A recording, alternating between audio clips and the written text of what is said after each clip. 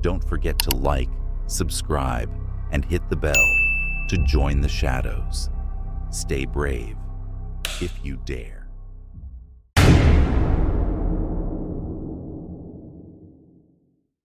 The storm hit without warning. One moment, the ocean was calm, the sky a brilliant blue. The next, black clouds rolled in, and the waves rose like mountains, crashing over the deck of my small fishing boat.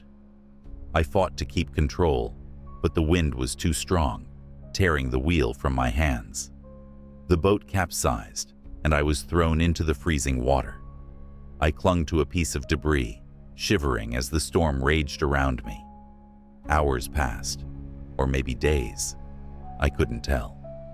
When the storm finally subsided, the sun rose on an endless expanse of water. No land in sight, no ships, just me and the vast, uncaring ocean. Days turned into a blur of thirst and exhaustion. My skin burned under the relentless sun, and my lips cracked from the salt. I thought I was hallucinating when I saw the ship. It was an old, rusted freighter, drifting silently on the horizon. I waved and shouted, but there was no response. Desperate, I swam toward it. When I reached the ship, I climbed aboard, my hands raw from the rusted ladder. The deck was eerily silent, the only sound the creak of metal as the ship shifted in the waves. I called out, but no one answered. The ship seemed abandoned, but something felt wrong. The air was heavy, and I could feel eyes watching me. I found a door leading below deck and descended into the darkness. The corridors were narrow and filled with the stench of rot. My flashlight flickered as I moved deeper into the ship, the beam catching glimpses of rusted pipes and peeling paint. That's when I heard it. A low, guttural growl coming from the engine room. I followed the sound, my heart pounding in my chest. The growl grew louder, more menacing, and I could feel the vibrations in the floor beneath my feet. When I reached the engine room, I saw it. A massive, humanoid creature covered in seaweed and barnacles. Its eyes glowed faintly in the darkness, and its mouth was filled with rows of jagged teeth. It lunged at me, and I ran, but the ship seemed to shift and change around me, trapping me in a maze of rusted metal. I don't know how long I ran. The corridors twisted and turned, leading me in circles. The creature's growls echoed behind me, growing closer with every step. I finally found a ladder leading back to the deck, but as I climbed, I felt something grab my ankle. I kicked free and scrambled onto the deck, where I saw the creature emerging from the hatch, its glowing eyes fixed on me. I jumped overboard, the cold water shocking me awake. When I surfaced, the ship was gone, and I was alone in the ocean once more. I don't know how I made it to shore, but I woke up on a beach, the wreckage of the freighter visible on the horizon. Sometimes at night, I can still hear the creature's growl, and I know it's out there, waiting for me to return to the sea.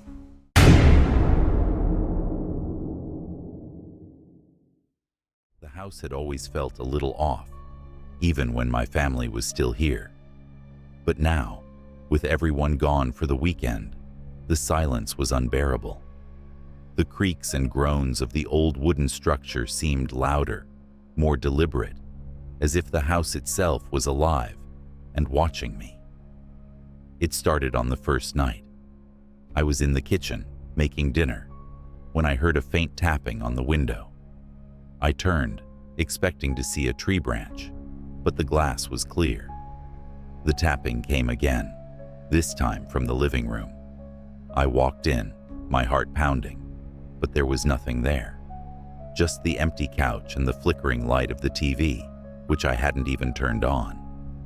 That's when I noticed the shadow. It was faint, almost imperceptible, but it moved across the wall like something was pacing behind me. I spun around, but the room was empty. The shadow disappeared, and I told myself it was just my imagination. The next day, things got worse. I woke up to find the basement door wide open. I never went down there. It was damp, dark, and filled with old junk. But the door was always locked. I grabbed a flashlight and crept downstairs, the wooden steps groaning under my weight. The air was thick with the smell of mildew, and the beam of my flashlight trembled as I scanned the room. In the corner, I saw it, a small porcelain doll. Its face was cracked, and its eyes were hollow, but it seemed to be staring right at me. I didn't remember ever seeing it before. I picked it up, and its head lolled to the side, as if it were alive. I dropped it and ran back upstairs, slamming the basement door shut. That night, I woke up to the sound of humming. It was soft and melodic, but it sent chills down my spine. I followed the sound to the hallway, where I saw the doll sitting on the floor, its head tilted up at me. Its mouth moved as it hummed, and I swear I heard it whisper, "Come play with me." I backed away, but the doll's head snapped toward me, its hollow eyes locking onto mine. I turned and ran, but the house seemed to stretch and twist around me. The hallway went on forever, and the doll's humming grew louder, echoing in my ears.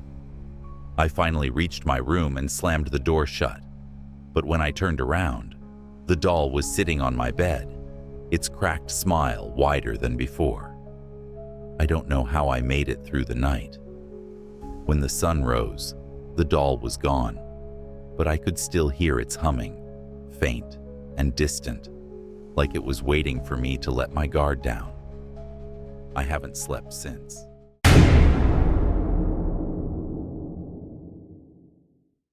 The air was damp, and the walls of the cave seemed to close in around me as I ventured deeper. My headlamp flickered, casting jagged shadows on the jagged rock formations. I had been exploring for hours, but now I realized I was lost. The map in my pocket was useless. This cave wasn't on it.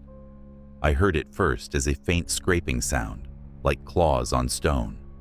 I froze, my breath visible in the cold air. The sound grew louder, echoing off the walls. Something was moving in the darkness, just beyond the reach of my light. I turned, shining my headlamp toward the noise, but there was nothing there. Then I felt it, a warm, wet breath on the back of my neck. I spun around, my heart pounding, but again, there was nothing. The scraping sound returned, this time from above. I looked up, and my headlamp caught a glimpse of something massive clinging to the ceiling. Its skin was pale and slick, like a cave salamander, but its eyes, oh God, its eyes were black voids that seemed to pull me in. I ran, stumbling over rocks and through narrow passages. The creature followed, its movements unnaturally fast. I could hear it hissing, a sound that seemed to come from all directions at once. My headlamp died, plunging me into total darkness. I felt its claws graze my arm, and I screamed, but the sound was swallowed by the cave. I don't know how I made it out. I woke up at the cave's entrance, my clothes torn and my body bruised. The creature was gone, but I can still feel its breath on my neck, and I know it's waiting for me to return. It was late, and the rain was coming down in sheets. I was driving home from a friend's house, the windshield wipers struggling to keep up with the storm. The road was empty, just me and the endless stretch of asphalt glowing under my headlights. That's when I saw her, a figure standing on the side of the road, thumb out, drenched from the rain. I almost didn't stop. Something about her felt off, but the storm was too brutal to leave anyone stranded. I pulled over, and she climbed into the passenger seat without a word. She was young, maybe in her early 20s, with long dark hair plastered to her face. Her clothes were soaked, and she smelled faintly of mildew. "Thanks," she said quietly, her voice barely audible over the rain. "I've been out here for hours." I asked her where she was headed, and she gave me an address a few miles down the road. We drove in silence for a while, the only sound the rhythmic thump of the wipers and the pounding rain. I glanced at her occasionally, but she just stared straight ahead, her hands folded neatly in her lap. Then I noticed something strange. The rain wasn't hitting her. I mean, she was soaked, but the water on the windows and the roof didn't seem to touch her. It was like she was separate from the storm. My grip tightened on the wheel, and I tried to focus on the road. "You're a good person," she said suddenly, her voice soft but chilling. "Not many people would stop for someone like me." I forced a smile, but my heart was racing. Something was wrong. The air in the car felt heavier, colder. I glanced at her again, and this time she was looking right at me. Her eyes were dark, almost black, and her smile didn't reach them. "Do you believe in ghosts?" she asked. I didn't answer. My hands were trembling on the wheel. The address she gave me was coming up, and I couldn't wait to drop her off. I pulled into the driveway of an old abandoned house, the windows boarded up and the yard overgrown. She didn't move. "This is it," I said, my voice shaking. "You're home." She turned to me, her smile widening. "I'm already home," she said, and then she was gone. Just gone. The seat was empty, but the smell of mildew lingered. I drove away as fast as I could, my heart pounding in my chest. When I got home, I noticed something on the passenger seat, a small muddy handprint on the leather. I tried to clean it, but it wouldn't come off. I sold the car the next day. A week later, I saw a news report about a young woman who had gone missing on that same stretch of road years ago. Her body was never found. The photo they showed looked exactly like the hitchhiker. I don't drive that road anymore.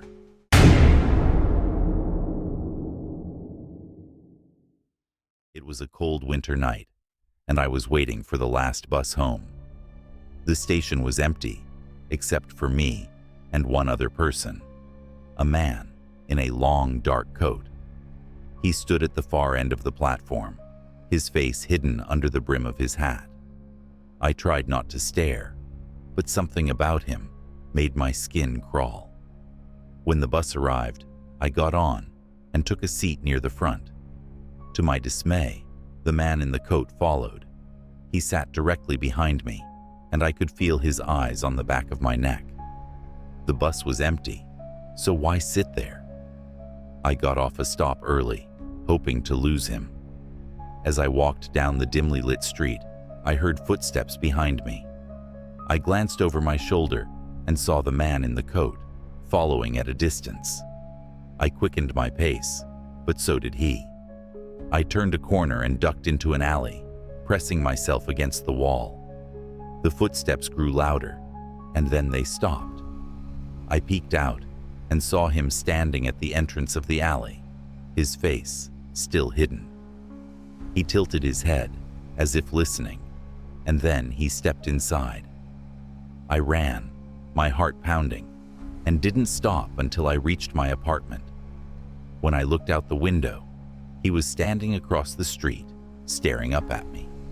I called the police, but when they arrived, he was gone. The next morning, I found a note slipped under my door. It read, "I just wanted to say hello."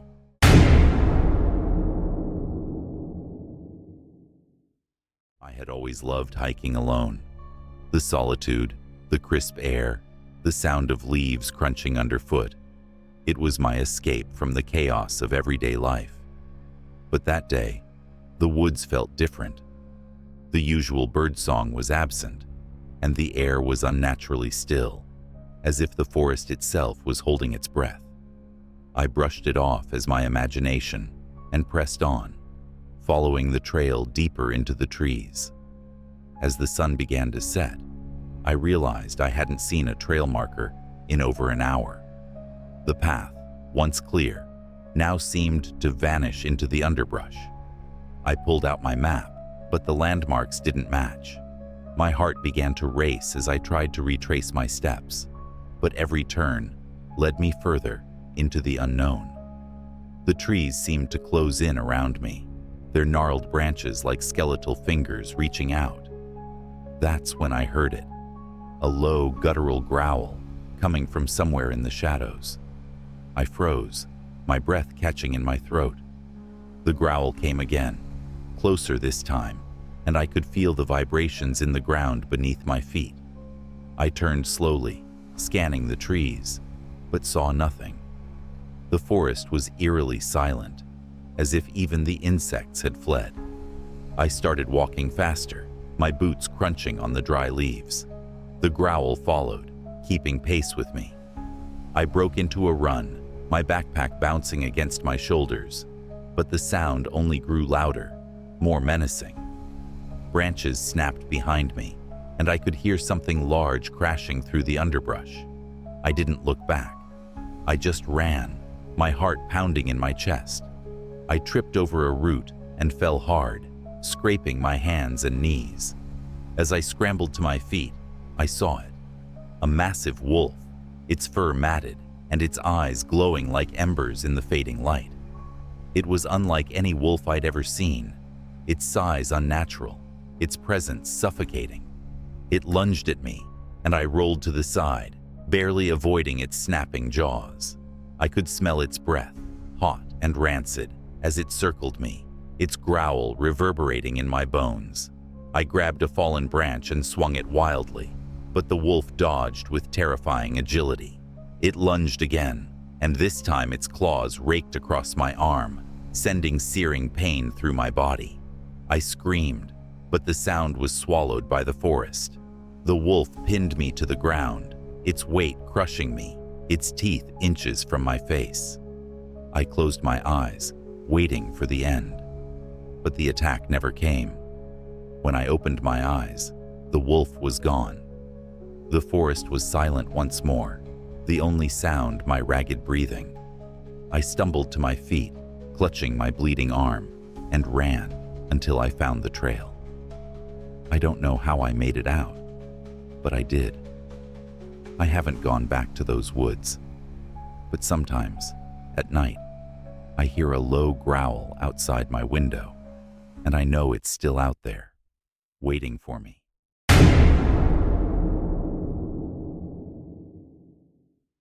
It started as a normal drive through the countryside. The sun was setting, painting the sky in hues of orange and pink, and I was enjoying the quiet hum of the engine. But then, the fog rolled in. It came out of nowhere, thick and unnatural, swallowing the road in seconds. I slowed to a crawl, my headlights barely piercing the dense, swirling mist. The road seemed to stretch on forever, with no signs or landmarks to guide me. My GPS had lost signal miles back, and my phone was useless. I tried to stay calm, but the fog seemed to press in around me, suffocating and claustrophobic. Hours passed, or maybe it was only minutes.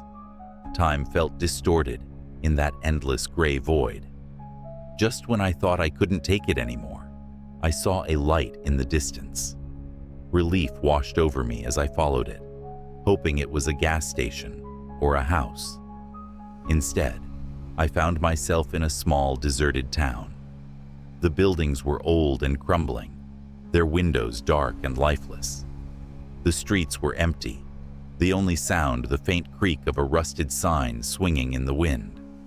I got out of the car and called for help, but my voice echoed hollowly, swallowed by the fog. I walked down the street, my footsteps unnaturally loud in the silence. Every turn led me back to the same spot, as if the town was a maze designed to trap me. Panic began to set in as I realized I was completely alone, or so I thought. That's when I saw them, figures in the fog, watching me from the shadows. They didn't move or speak, but I could feel their eyes on me, cold and unblinking. I ran back to my car, my heart pounding. but it wouldn't start. The engine sputtered and died, leaving me stranded. The figures began to close in, their shapes becoming clearer. They weren't human. Their limbs were too long, their faces featureless and blank. I bolted, running blindly through the fog. The town seemed to shift around me, the streets twisting and turning in impossible ways. I could hear the figures behind me, their footsteps silent, but their presence overwhelming. I stumbled into a building, slamming the door shut behind me. But when I turned around, I was back in the street, the figures standing in a circle around me. I don't know how I escaped.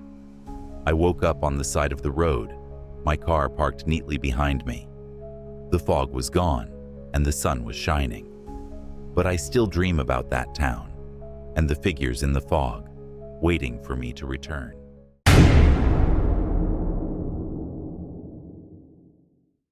It was supposed to be a peaceful camping trip.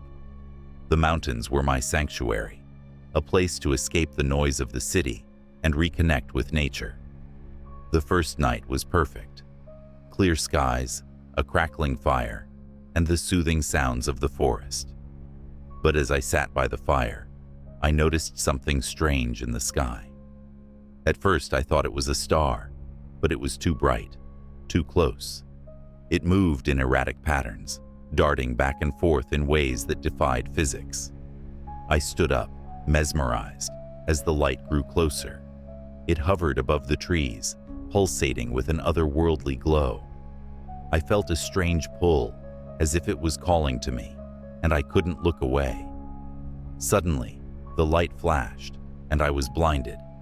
When my vision cleared, I was no longer in the forest. I was in a strange metallic room, the walls smooth and cold. The air was thick and sterile, and the only sound was a faint hum that seemed to come from everywhere at once. I tried to move, but my body felt heavy, unresponsive. That's when I saw them. Tall, thin beings with elongated limbs and large black eyes that seemed to stare into my soul. They moved silently, their movements fluid and unnatural. I tried to scream, but no sound came out. One of them approached me, its hand hovering over my forehead. A wave of cold washed over me, and my mind was flooded with images, strange landscapes, unfamiliar stars, and a sense of overwhelming dread. I don't know how long I was there. Time seemed to lose all meaning. When I woke up, I was back at my campsite, the fire reduced to embers. The light was gone, but I felt different. My body ached, and my mind was filled with fragmented memories I couldn't explain. There was a mark on my arm, a faint circular scar that hadn't been there before.